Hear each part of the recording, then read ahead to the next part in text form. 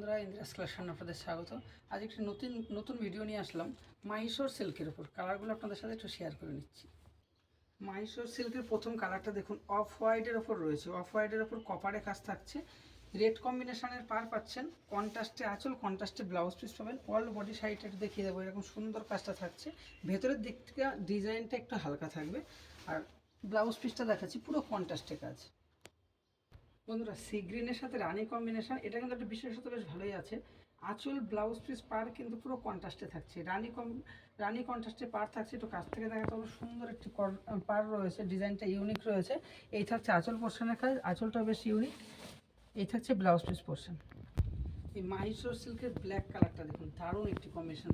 কপারে কাজ থাকছে, ভীষণ সফটের ওপর কাজ পাচ্ছেন। কন্ট্রাস্টে আঁচল, ব্লাউজ পিস এবং পার পোর্শনের কাজ কিন্তু টোটালটাই কন্ট্রাস্টে থাকছে।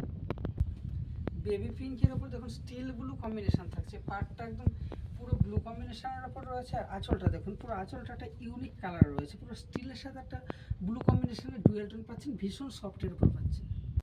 বাটার কালার উইথ বেগুনি কম্বিনেশন দেখুন, একটা ইউনিক কম্বিনেশনের ওপর রয়েছে। পার পোর্শনটা একটু দেখিয়ে দিতে বলবো, তাহলে কালারটা বুঝতে পারবেন। একটা বেগুনি কালারের পাড়ের ওপর রয়েছে, আর স্টিল ব্লু কালারের ওপর রয়েছে। দেখুন, একটা ইউনিক ডিজাইনের ওপর কিন্তু আপনি আঁচলটা পাচ্ছেন। মাহিশোর সিল্কের লাস্ট কালারটা দেখুন, পুরো ময়ূরকণ্ঠী কালার কম্বিনেশনের উপর রয়েছে। আঁচলটা